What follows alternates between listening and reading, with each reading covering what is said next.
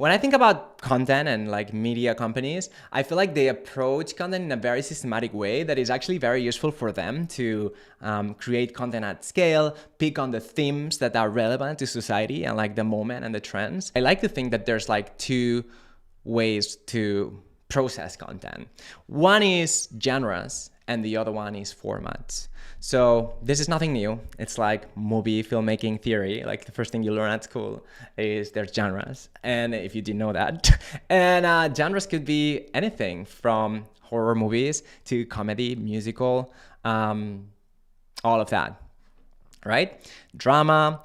And then for formats, even inside Netflix, you think, oh, it's all movies. No, there's more stuff, obviously. There's animation, there's fiction series, there's fiction films, there's documentary series, documentary movies. So there's actually a rich variety of formats within the platform itself. And I'm using Netflix here as an example, but could be like any other platform or media company or even like TV channel where they have like all these different formats. Sounds good? Now, why are we talking about this? Because I feel like in this very simple axis, there's the key to actually a very healthy relationship with content creation. And I want to share that with you because it's changed the way I think about content. So let's look at a very simple example. So I'm Netflix, Mrs. Netflix here, and I want to make a horror piece, right? So I'm gonna say, okay, horror, what can I do? I can do an animation horror piece, I can do a documentary series. So let's say I do a documentary series. Have any one of you watched Voyeur from Netflix? No? You should. It's kind of creepy. It's fun. So Voyeur is basically this guy who owns, it's a documentary series, so it's actually true. This guy owned like a hostel or something, like a motel in obviously probably US. And the guy basically what he did is like make holes in every room, and the creepy dude would be like sneaking in, like looking, watching at the people staying in their rooms and kind of like record and do creepy things. And they made like a whole like TV, like Netflix show about it, okay? And so I'm like, okay, let's break this down. We have a documentary series and it's horror. Now, let's say that voyeurs and people getting in and sneaking in houses is kind of like something that we realize it's generating a lot of interest. So how can we repackage that in something different, but it's also horror, but now we're gonna change the format. So if you do a fiction series instead of a documentary series, but still horror, you get American Horror Story, for example, on Netflix. And now we're like, okay, it's horror, but it's a different format. But I feel like I'm not a big horror American Horror Story fan. Sorry, I know a lot of people love it. But I'm a horror fanboy. So I know the show, and the first season, there's this like guy who sneaks in the house, and there's ghosts on the house and whatnot. To me, it's like a very interesting way to package that. I don't know if you remember a few years ago when there was this boom of like vampires, and like Netflix was like putting vampire shows like left and right, like the freaking teenager shows and books, and like everything was vampire theme, documentaries, movies, series, everything, right? So the story can literally be the same. If people are interested, they're gonna watch it, as long as you package it in a different and genuine way. If what you're saying they're interested in, they're gonna keep consuming. And that to me is the key to a very healthy relationship with content. Because now, if you find something that people wanna watch, people will watch it, even if you keep repackaging in different ways. So I'm gonna show you how I'm implementing this on my content and how I'm able, from just like a couple of ideas, extract like a gazillion different things. So let's go back to our axis and our matrix here. And this is the exercise that I'm suggesting for today. Identifying content programs. So let's say you're starting fresh and you're like, okay, I know I have my little map here. I know what I want to talk about. I'm going to talk about branding, and I'm going to talk about like visual design and brand strategy and blah, blah, blah. You have your map, you know what you want to talk about. How are you going to do it? Are you going to jump on TikTok and like start recording vertical short form video and just like blah, blah, blah, talking head? That's one format. But can you do more to keep the audience interested?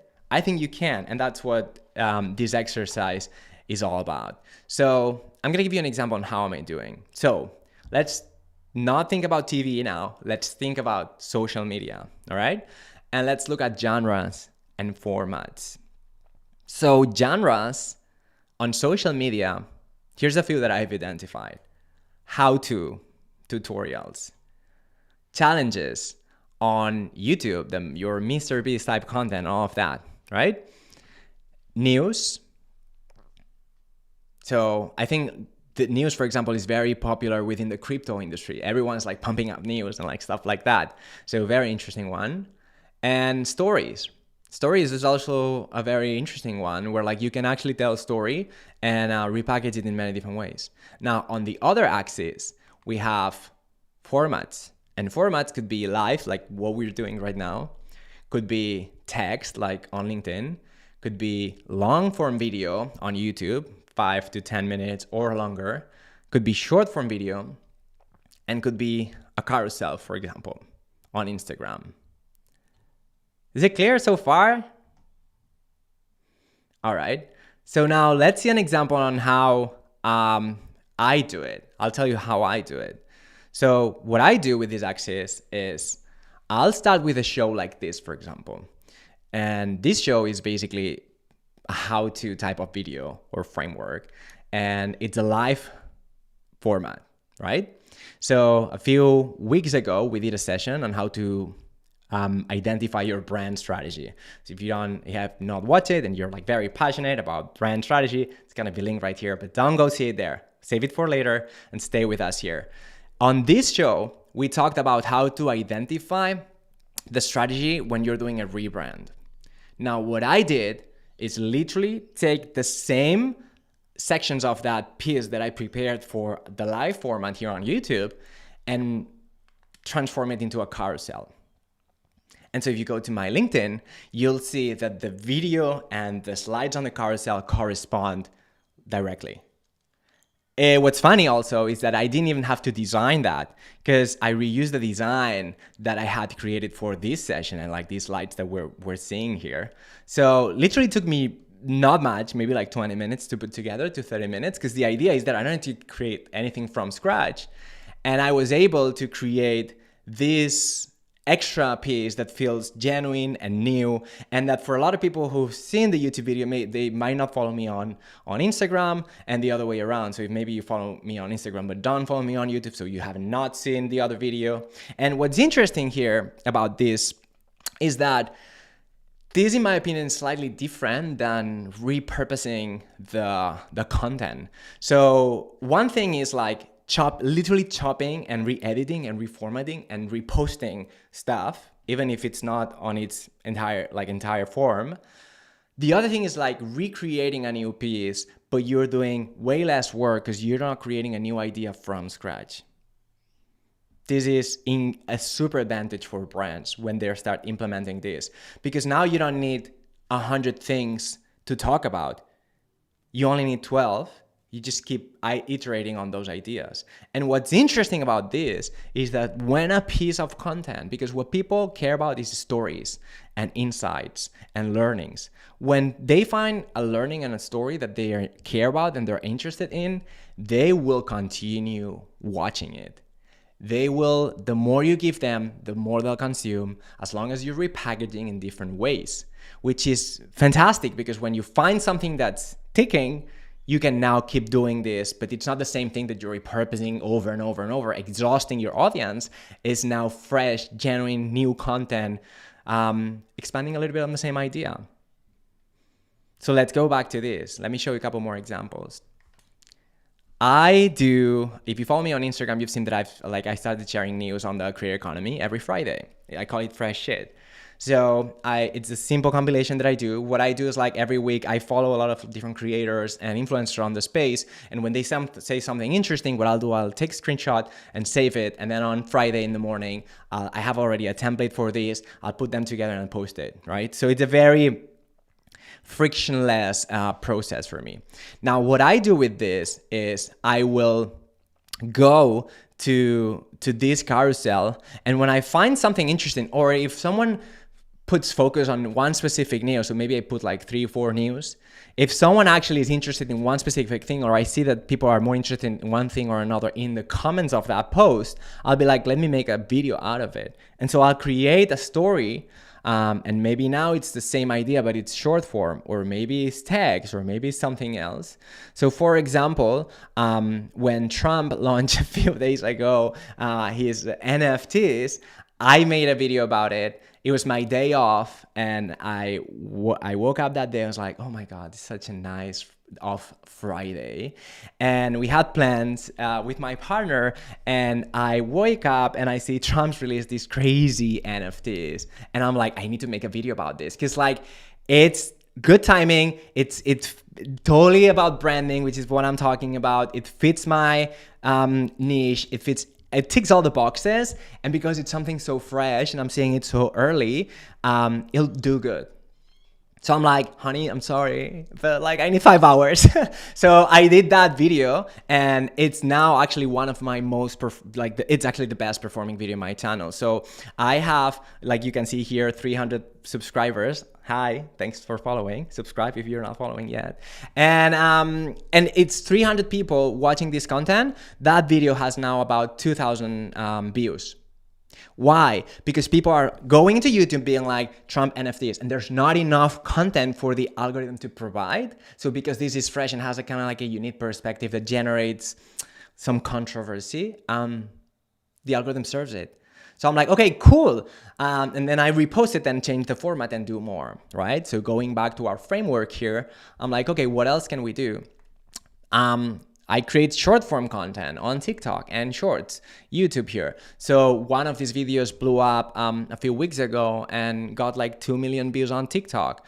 At that time, I had like 179 followers on TikTok. I have now like near 4,000 just from that one single video that got like 2 million views, super randomly, but kind of interesting because it was sharing my positioning, what I think about advertisement and how such a waste of money that is versus organic content, which we can talk about in a minute. And if you have a strong opinion, leave it on the chat, because I'd love to discuss this.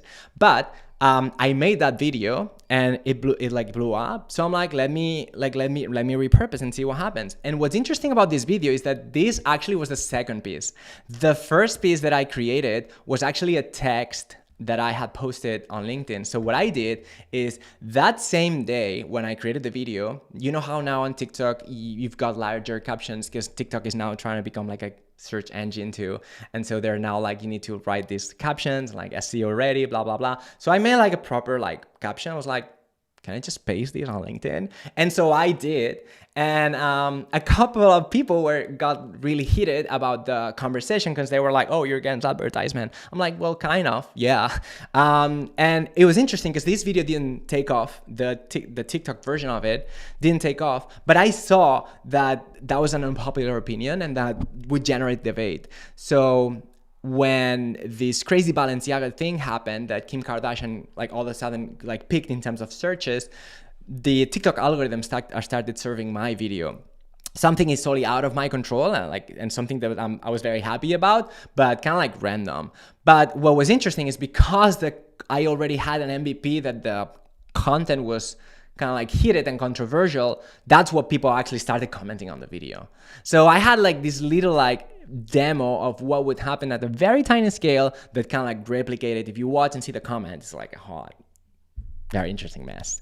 And so here, what I did is I replicated that. And so what you can see here, maybe it's a little tiny here on the YouTube screen, but basically from 4 ideas, I was able with this system to effortlessly make 8 pieces of content. And this is just an example because I don't want to diversify because I'm just getting started with my content. I don't want to lose focus, right? But with these same ideas, I could have made like the 64 pieces of content that Gary Vee talks about, but with one single difference. Now these ideas are validated. And when I'm making 10 versions of one thing, it's because I know it'll work. And I've seen that. If you look at my content, you'll see that the videos that are working well on TikTok tend to do well on other platforms too. Why? Because the topic or the way I deliver it triggers people for good, for bad, whatever. But they discuss it, and so they engage with it. And so I think that's very interesting that you can do that and realize that if something works, very likely it's actually gonna work. And we talked about this when we were talking about this bottom-up content strategy that we did a session a couple of a couple of weeks ago, or like I don't know when, but like it's linked right here, and it's a very interesting strategy that you can apply on how to think content in a way that's like time-saving and kind of like risk-free. So I know that was a lot, and I'm gonna make a short pause here to address questions and your comments. I see Olivia here on the chat. So hi, Olivia, thanks for watching. If you're here watching with us, say hi, and if you have a question, we see you, and we'll bring you up here and have a chat. So off to you guys. What do you think? What do you think about this? What are your thoughts? Love to hear. Maria, go for it. Yeah, I think thank you very much, Alex. I think this is another fantastic session. And also for me, this idea of time saving, it's really important because it makes generating content something sustainable, which for me, as I have a little team, it's really important. For me, my challenge is to create all these pieces in a sustainable way. So I was wondering and if you can share it, how do you organize, for example, when you want to plan this content, having this idea of validation, this is like making little MVPs, right? Like minimal Yeah. viable products of content. So how do you organize, for example, do you plan for 2 weeks, a month, or just are you picking ideas from these pillars of the content that we see in the other session? I have good news for you because this is what next session is going to be about. In next session, what we're going to do is going to look at an example. Maybe it's one of you. Maybe we pick someone that we see on YouTube. And we're going to look at like, how could we do this if we were creator X, or even like in your case? How can we do that? How can we actually break this down and do that? And usually what I say is try to do 3 different formats. So from all of this, in this example, I have 8 different programs: the news, the tutorial carousels, I have the live sessions, I've got the long form, I've got the short form, and I'm also doing TikTok. That's a lot. But I can only do this because I've been doing this for a few years, did apply the same thinking of videos. I kind of know how to do this at that scale. And I'm like nobody. I have like 300 subscribers, 4,000 there. Like this is a system that hopefully will take you to the 10,000s, the 50,000s, the 100,000s. For brands and educational. If you're doing entertainment, that's a whole different piece. We're not gonna talk about this. There's great creators. Colin and Samir talk about that. Kudos to them. They're amazing. Also, Creator Now, great platform for which I'm part of, by the way, to train. If you are an entertainment creator, check them out. But we're talking here about brands that want to create content like creators, or companies or entrepreneurs that want to put out content because you see the value on it and you want to execute, but you don't want it to take all your life away, basically. One that I have, so for a company that's looking to, I guess, build a bit of a following. So I'll use myself as an example. So myself and one of the other directors are doing podcasts, and we're starting to do more and more, especially coming into this year. So when it comes to repurposing the content, what would your advice be, I guess, bringing people from one platform to another? So for example, let's say I recorded an hour-long podcast and I cut that up into segments and I use shorts, on LinkedIn and Instagram and that kind of stuff. Do you have any advice around like length for short form content, or I guess bringing people from one platform to another that you're looking to grow. So, for example, if I had my podcast on YouTube, and I was trying to bring people from LinkedIn and Instagram and whatnot, what advice would you have when it comes to like the short form content for creating that curiosity and bringing people back to the main platform you want to grow? This is a very good question, like always, Zach. Here's the thing. Thank you. You're very welcome. I think in general, what happens with this repurposing Gary Vee type thing is like, I don't know about you, and like that's maybe a question for you all here, or even like on the chat. Let us know on the chat. How do you feel when you watch a content piece that's been clearly repurposed and doesn't have Alex Hormozy on it? Because if it has Alex Hormozy, I don't give a shit, right? But or Chris Do, I'm like, I'll watch it. I know it's repurposed. Bring it on.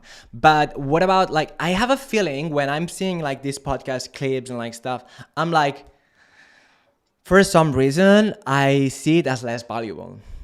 Is this something shared within the group here or someone in the chat? How do you feel when you see a repurposed thing? Do you care? Do you not care? Do you have any thought? Sometimes it makes me want to look at actual video. So if I see a clip or something that's like impactful, or I get a good takeaway from, I'll generally follow that back to the source and try and watch that part of the podcast or the webinar or whatever it is. So sometimes it'll kind of tempt me to go and watch the whole thing. So if I see, for example, a 10-second clip of Chris talking about how to ask for more money, and I only get a little bit of the answer that I want, but I know the video's got the whole answer, I'm going to go to that. Right. So I guess you've got the answer already. I generally tend to believe that people are smart, and I don't like to treat them as dumb. But it's good to make the path very clear. So I think, for example, what Alex Hormozy does very well is like on these short videos that he puts, if that's a clip from, which not all of them are, but if it's a clip from a long form piece, they'll have like a screen at the end saying, learn more on the YouTube video. If the short piece was compelling enough, you'll go and find it because you're interested. Do you have an interest? It's not like they're interrupting you or something like that. So you go and find it, and I do that. You just said you do it. That to me is the way. Not push people to do that. Just say, hey, there's more. It's here. But say it. It's tricky on short form video because what happens in short form video is that you don't want to have a call to action at the very end because that will throw people off. And in general, short form video, it's really good for discovery and growth. It's not as good to building relationship and building an audience. So the last thing you want is for people not to follow at the end. When I create short form video, I don't care if I have 179 followers on TikTok like I had like 3 weeks ago, or 4,000 like I have since 3 weeks ago. Like I don't really care. All I care about is I am designing this content for people who don't know me yet. And that might sound a little harsh, but that's Iraq, like all like these big creators, they don't design for their current audience. They design for the audience that they don't know them yet and are not subscribed yet. And that's how they get these big numbers, and they grow so fast because the content and the delivery is designed for that. So for short form, I would do that. If you put a call to action at the end saying, buy my shit, go follow on these other platform, you're risking people like dropping off completely, which is not good for that specific type of format. So I think what Alex does very well is they just have like a slide that goes very fast. You don't really are interrupted with the flow of the content. It's just, hey, this is here if you want more. And what he also does very well is in his videos, there's one video where he talks about the structure that he follows, which I think is brilliant. For the most part, he'll talk about 2 or 3 things. What he'll do is there's a Black Friday video that he did that's really good.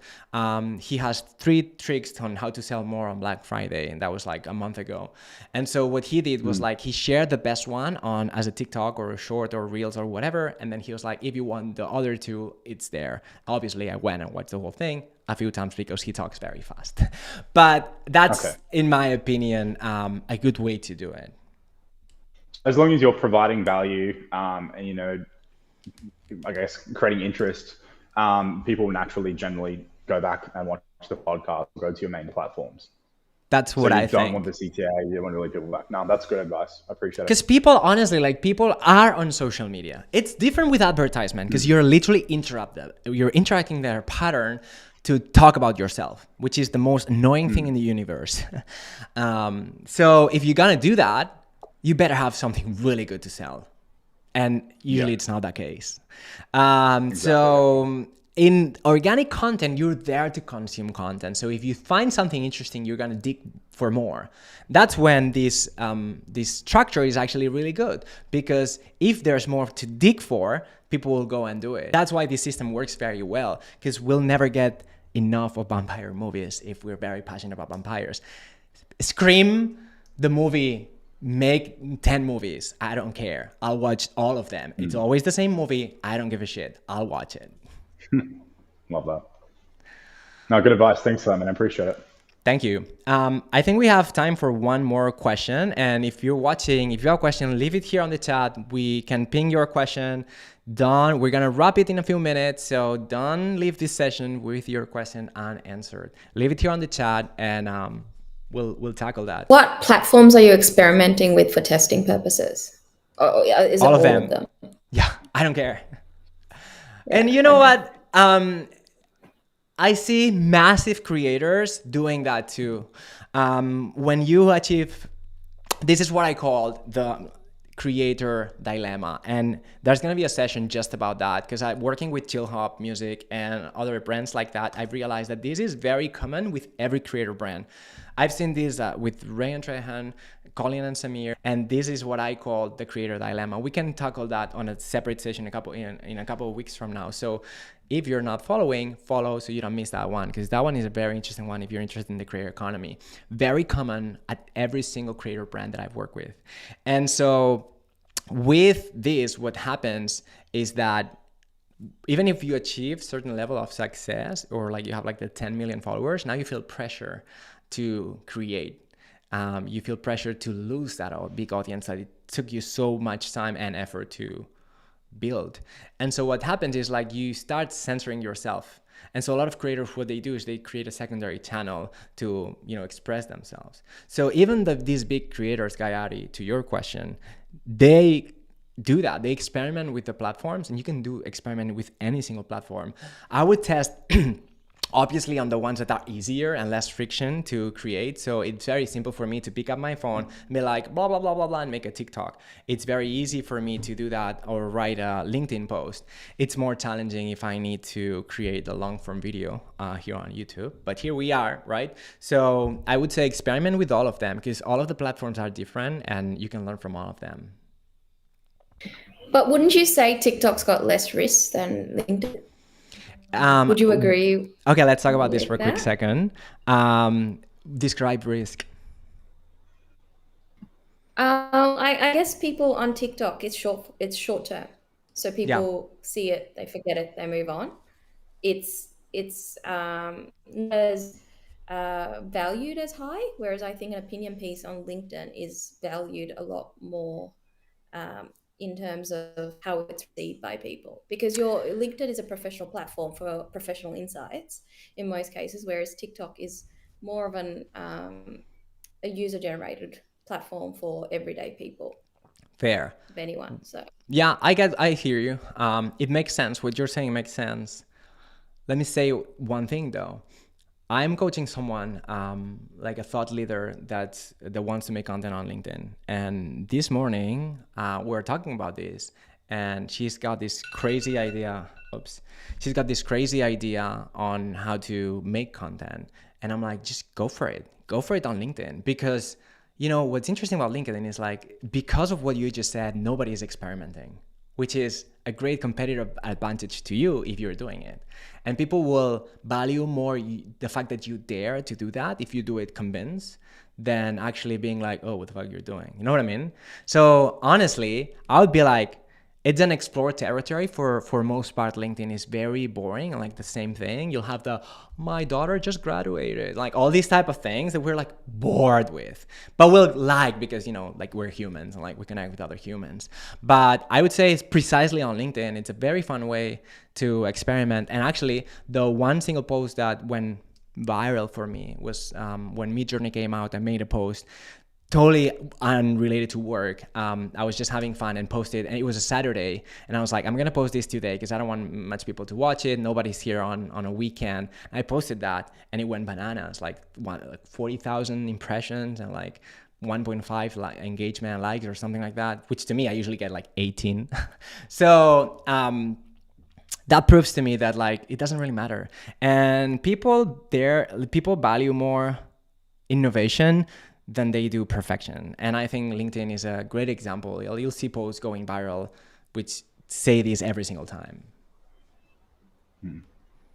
So again, it really depends on what you consider risk is. For me, risk is putting a lot of time into something, not getting results. So that's how I define risk, wasting my time, because that's the most precious thing that I've got. Besides my partner and my family. So that's it. This video here that's linked, it's a good follow-up for what we've been discussing here. So go check that. But before doing this, or even like in the other video, just subscribe.